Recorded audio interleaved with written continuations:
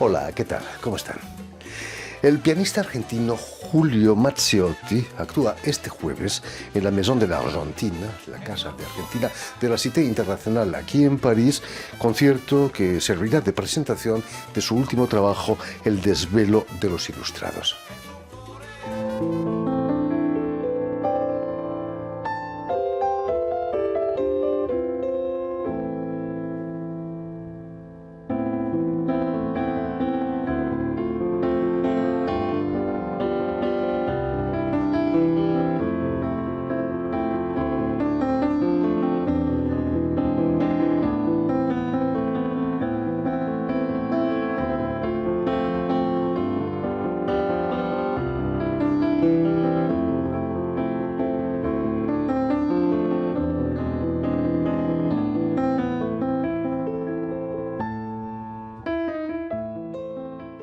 Y precisamente para hablarnos de este nuevo álbum y de su trayectoria como pianista y compositor, Julio Mazziotti ha sido tan amable de venir hasta nosotros. Muy buenas tardes, Julio. Muy buenas tardes, Jordi. Y sobre todo, muchas gracias por haber hecho el esfuerzo de venir hasta estos estudios. Por favor, un placer para mí.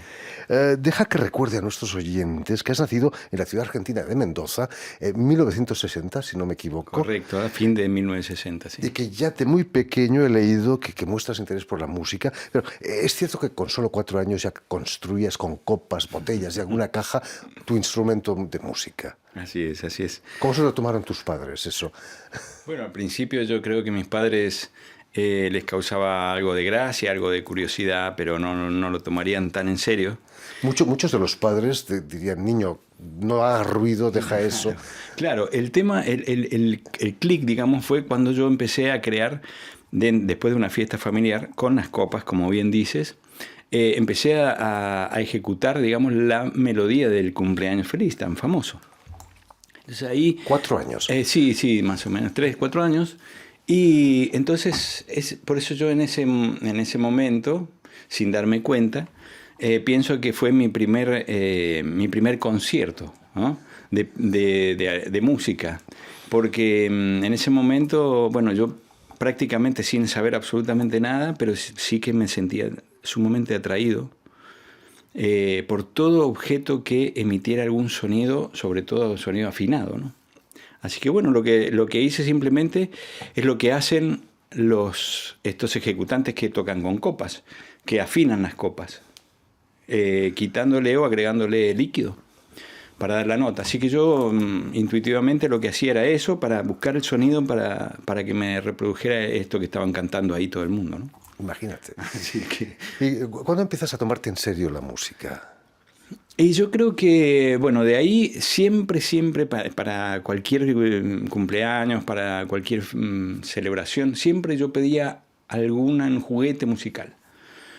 Y ya me lo empecé a tomar más en serio cuando pedí realmente una guitarra. Una guitarra a mis padres. Me gustaba el piano, pero el piano era como algo inalcanzable. Así que una guitarra era más accesible para mis padres. Y bueno, pedí una guitarra cuando tenía más o menos 8 años. Y con esa guitarra para mí fue como un descubrimiento y de sentir, digo, esto es lo que me gusta, esto es lo que me apasiona. Y empecé, sin ser afinada a la guitarra, empecé a sacar melodías y temas musicales. El problema fue cuando tomé una guitarra afinada. Ahí no me salía nada porque yo había aprendido a tocar de oído en una guitarra totalmente desafinada. Bueno, pero eso fue a los 10 años, empecé a estudiar música. Y ahí me empezaron, ya me lo tomé más en serio porque empecé a estudiar. ¿Y cómo fue tu encuentro con el piano? Y en mi encuentro, lo que primero recuerdo del piano fue en la escuela primaria, cuando tenía 6 años, recién cumplidos, iba a primer grado de la escuela. Y bueno, de repente uno de los días de la semana se convirtió en un día sumamente especial porque fuimos a la clase de música. Y ahí en este salón de música había un armario de madera que se abría y para mí era como un tesoro que se abrió porque habían muchos instrumentos de percusión, estas cosas, ¿no? Pero en una orilla, en una pared, había un piano. Y la maestra, bueno, empezaba a tocar y para mí fue como decir, esto es una caja mágica. De hecho, aún hoy a mi piano yo le llamo la caja mágica, porque me parece algo increíblemente atractivo y mágico, ¿no? ¿Y empiezas a estudiar piano allí o...? No, mucho más tarde. Empiezo a estudiar guitarra a los 9, 10 años y después el piano lo empecé a estudiar recién a los 14 años, porque fue cuando mis padres me pudieron alquilar un piano en casa. Así que, bueno, ahí empecé a prepararme para entrar a la escuela de música y después a la universidad, ¿no? Imagino que cuando llegó ese piano a casa eras el más feliz del No mundo, dormí en ¿no? toda la noche, ni dejé dormir a mi familia, porque mi madre, claro, ya al último me decía al final, basta por favor, porque tenemos que descansar. Y no, yo no podía despegarme de ese instrumento. Yo estaba ahí y tocaba, y tocaba, y tocaba. Ya que era un teclado de verdad, un sonido de verdad ahí en casa. Pero bueno, sonaba muy fuerte, claro, como los pianos, ¿no? Fue en el año 2000 cuando empiezas a hacer conciertos de una manera seria como pianista solista, interpretando tus propias composiciones, pero imagino que el trabajo de composición venía de lejos, ¿no? Ya. Sí. Mi primera composición la hice en la guitarra alrededor de los 12 años. Pero en el piano específicamente, yo estudiaba cuando entré a la licenciatura de piano, que tendría unos 18, 19 años, si mal no recuerdo. Estudiaba música clásica, por supuesto, pero al ratito de empezar a estudiar que se me empezaba a hacer un poco engorroso, siempre me gustaba improvisar. Y bueno, ahí cuando improvisaba, claro, me daba cuenta que había algo ahí que iba descubriendo yo, que era el tema de la composición. En la composición soy absolutamente autodidacta. Nunca estudié composición, estudié armonía, estudié formas musicales, bueno, todo lo que es teoría y piano, pero nunca estudié composición. Bueno, son melodías que salen del corazón, Del corazón. no de la técnica. Tú lo has dicho. Ese ciclo de conciertos duró 7 años, lo realizabas todos los sábados en el Museo de Arte Moderno de Mendoza. Así es. Había un público habitual casi, ¿no? Había gente que repetía. Sí, fue una época muy bonita para mí y fue la verdadera, yo le llamo, entre comillas, universidad como pianista, porque ahí yo aprendí a encontrarme y a confiar en lo que yo hacía, porque tenía muy buena recepción del público. Yo iba por un ciclo de 4 sábados y me quedé 6 años ahí. Y bueno, entonces eso para mí fue, por eso lo comparo con una universidad, porque la verdad que, bueno, ahí no paré de componer. Como bien lo dices, había gente que se repetía, entonces yo me sentía con la obligación de ofrecerle siempre algo nuevo a estas personas. Y también, bueno, un público, además del público habitué, había una parte del público que se renovaba. Así que, pero bueno, fue un ciclo muy querido para mí, porque si bien antes había estado haciendo conciertos con bandas, yo estuve incursionando un poquito en el rock sinfónico, un poquito en el jazz y en la música clásica, obviamente, pero los conciertos, como tú bien has dicho, como pianista, solista y compositor haciendo mi propia música, sí lo empecé a hacer por esa época del año 2000 más o menos. Tocas tus composiciones, pero también música popular y música de películas, he visto, versiones También. que tú haces de esas Sí, músicas. también me gusta hacer versiones. Me gusta hacer versiones de temas que me llegan al corazón. Entonces, bueno, si hay algún tema o de popular o de música de cine que me conmueva, intento hacer mi propia versión y me gusta cambiarlo, me gusta así un poco ayornarlo como al piano solo y hacerlo, bueno, hago travesuras un poco, ¿no? En esos años la economía argentina pasaba por graves dificultades Sí. Y coinciden con tus discos El último héroe y Antología de un guerrero. Era tu manera de afrontar los problemas del país como guerrero, como héroe. Tal cual, porque ahí muchas veces lo dijimos, lo decíamos muchos artistas y bueno, y de cualquier otra actividad, por supuesto. Ahí había que hacer prácticamente un héroe para no sucumbir, ¿no? Era realmente una época difícil, una crisis muy profunda. Nosotros, en realidad, en Argentina casi estamos acostumbrados, ya es algo crónico para nosotros las crisis, ¿no? Como muchos países de Latinoamérica. Pero siempre tenemos como esta esperanza y esta capacidad de seguir resistiendo de alguna manera. Bueno, para un artista, para un músico en este caso, sí, la manera de resistir era componer y hablar en los conciertos y llevar ánimo a la gente, llevar cosas positivas y bueno, y eso, ¿no? En plena pandemia del COVID-19, quizás tenemos que desempolvar tus discos, ¿no? El último héroe y Antología de un guerrero. Sí, lo creo. Ya lo creo, sí, sí, sí. Bueno, y el cuarto disco se llama La llave de la próxima puerta, que también tiene algo que ver con esto. Con en algún momento intentar dar vuelta a la página, pasar a otra instancia, a otro estado, no permanecer inmóviles, es lo peor que podemos hacer, ¿no? Hay que avanzar. Permanecer inmóviles o que nos invada el miedo, ¿no? El miedo. Por supuesto que hay que tener precauciones y cuidado, pero bueno, evitar ese miedo, ¿no? Que nos paraliza. Por supuesto. La llave de la próxima puerta del 2009 te va a llevar a Mallorca, donde sí. vas a participar en el primer festival de pianistas del mundo. Cuéntanos, ¿qué era ese festival? Eso fue una experiencia también muy, muy, muy bonita para mí. Tengo los mejores recuerdos porque ese disco, La llave de la próxima puerta, en realidad entró en un ranking de una radio de Estados Unidos. Y entonces hicieron un encuentro de pianistas en base a pianistas de esa radio, que era una radio de música de solo piano. Y bueno, y me convocaron desde Mallorca a mí y a otros 4 pianistas más, de uno de Europa y los otros 3 de Estados Unidos. Así que para mí fue como cumplir el sueño, como decimos en Argentina, el sueño del pibe, ¿no? Ir a un encuentro internacional de compositores pianistas. Hacer únicamente la música propia. Y eso, bueno, eso después, por supuesto, de ahí se me abrieron muchísimas puertas para seguir con la carrera internacional. Desde entonces tus conciertos te han llevado por el mundo entero, Estados Unidos, Europa, sí, Italia, Argentina, por supuesto. Pero tus conciertos van más allá de lo musical. Es cierto que no te importa coger el micrófono y contar cosas a la gente, al público. De hecho, es parte fundamental de mis conciertos. A mí me gusta mucho interactuar con el público. No soy de los músicos que entran al escenario, saludan, ejecutan su obra y se van. Para mí eso sería un concierto incompleto.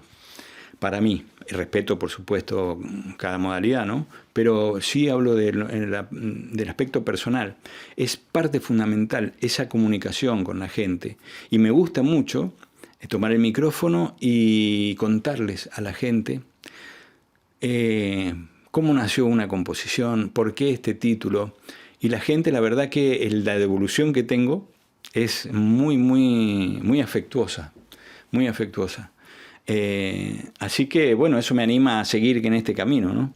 Quizás los conciertos de música clásica son demasiado herméticos, quizás elitistas. Para mi modo de ver, sí. Para mi modo de ver, humilde, por supuesto, como te digo, respeto cada actividad y cada expresión.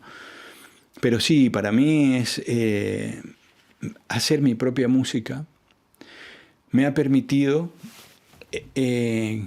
¿cómo decirlo para que no suene soberbio? Pero me ha permitido hacer lo que se me da la gana en el escenario y en los conciertos. Eso me da un grado de libertad que es infinito para mí. Y no lo cambiaría por nada. Por eso he hecho este camino de hacer música propia, donde yo cada nota puedo decidir dónde va y con qué intensidad va. Esto habla para mí de un tesoro muy preciado que tengo, que es la libertad de expresión. Y bueno, en ese mismo contexto es donde yo tomo el micrófono y puedo hablar con la gente, puedo desestructurar el concierto. De hecho, los conciertos son muy desestructurados, esto pueden dar fe la gente que ha ido a verlo. Son muy desestructurados. Yo a veces hasta me paro del piano, empiezo a caminar por el escenario de un sitio al otro y contando una historia. Y después vuelvo al piano y empiezo a tocar la siguiente melodía, ¿no? Quizás porque la música puede cambiar el mundo, ¿no? Ese es el nombre de uno de tus proyectos que te ha llevado a realizar una serie de conciertos benéficos. También conciertos benéficos que quizás es una manera directa de cambiar el mundo. Tal cual. Bueno, hablando de los proyectos y de los discos, claro, yo tuve un proyecto que al principio algunos me decían, pero ¿cómo le vas a poner ese nombre? Suena muy grande, es música para cambiar el mundo, muy ambicioso. Y yo decía, bueno, pero no es que yo no es que mi pretensión no es cambiar el mundo con mi música, pero sí poner un mínimo granito de arena desde mi parte para cambiar el mundo. ¿Cómo? Bueno, ofreciendo conciertos en lugares alternativos, por ejemplo, en hospitales. Y esto, bueno, lo he llevado por Suiza, lo he llevado por España, por Italia, por Argentina, por Chile, Valencia, bueno, un montón de otras ciudades que ahora no quiero tampoco nombrarlas porque me puedo olvidar, pero este es un proyecto que a mí me ha enriquecido muchísimo, porque solamente se trata de hacer un concierto sin fines de lucro, por supuesto, pero con el solo hecho de aportar algo a las personas que más lo necesitan. Y en ese momento yo pensaba, y lo he comprobado, las personas que están ingresadas en un hospital, las horas son eternas. Entonces cuando uno habla, cuando uno lo organiza con la dirección del hospital y eso, llevamos un piano al hall o a las mismas habitaciones. He tenido casos extremos, como por ejemplo pacientes terminales ya, que no se podían mover de la habitación. Y sin embargo íbamos con un piano eléctrico y poníamos un piano y yo hacía un mini concierto para ellos. Y entonces me tomaban de la mano y me decían, me he olvidado de mi dolor por media hora, por ejemplo.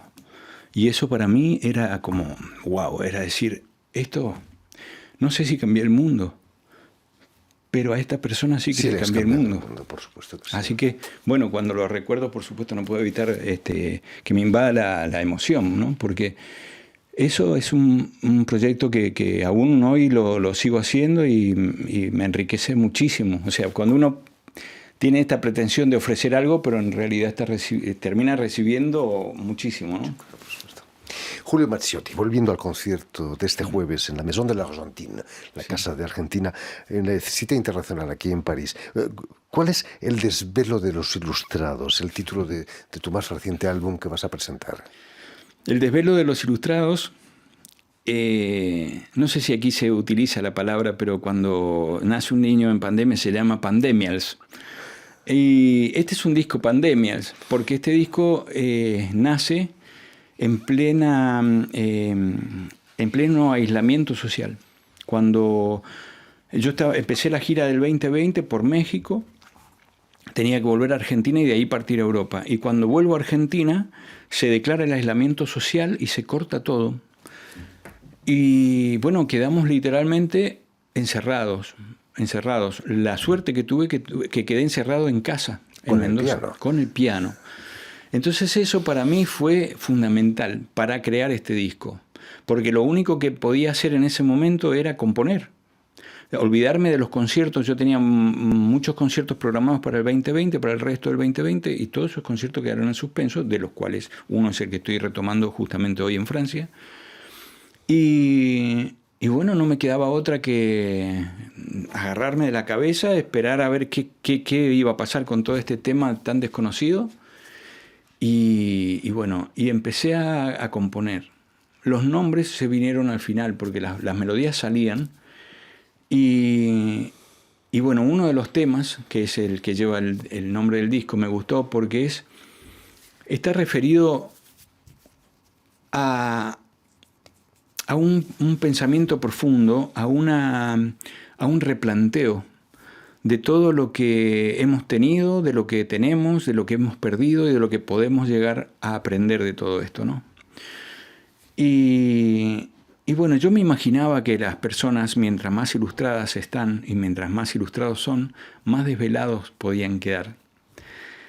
Con todo esto, con todos estos pensamientos, todas estas cosas. Así que, bueno, se me ocurrió dedicárselos a estas personas, a estos filósofos, a estos ilustrados, a estas personas, a estos estudiosos. Y yo pensaba, seguramente hay mucha gente que estará desvelada con esto. Entonces le puse el desvelo de los ilustrados. Desgraciadamente el desvelo continúa.